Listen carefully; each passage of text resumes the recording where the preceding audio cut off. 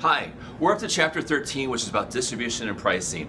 And I think this is one of the most underrated chapters of the course.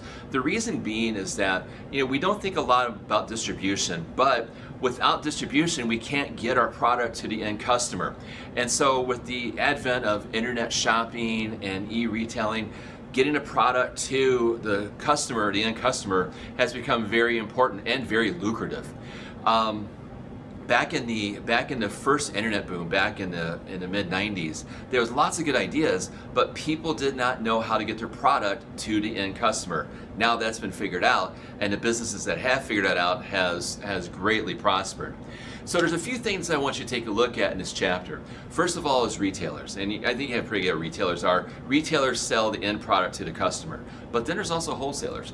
Wholesalers are where a product is housed, and it can go to specific areas, whether it be a retailer or it could be the customer, depending upon how the business is set up. So the retailers and wholesalers are very, very important. And then as you look at this, there's supply chains, and so with supply chain, take a look at how our material to our product, or the material to make our product gets to us. How do we get the material out to someone else? And so supply chain management is very important in business.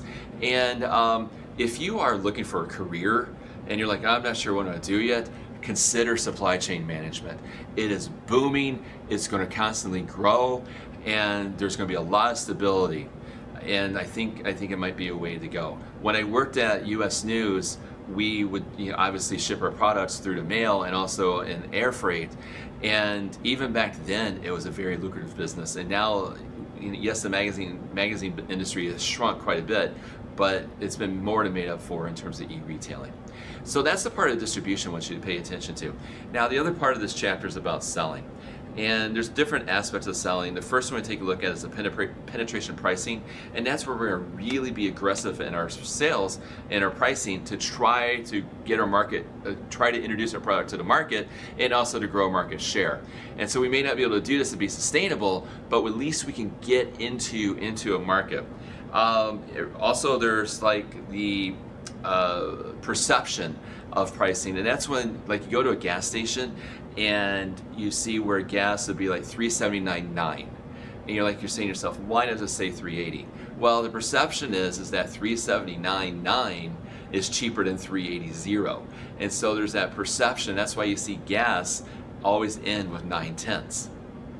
So that's the announcement for chapter 13. Again, if you have any questions at all, please reach out to me. I'm here for you. We'll have our discussion questions. We have our assignments. Have any questions at all, please reach out. And I will see you guys in chapter 14. Take care of yourselves. Have a wonderful day.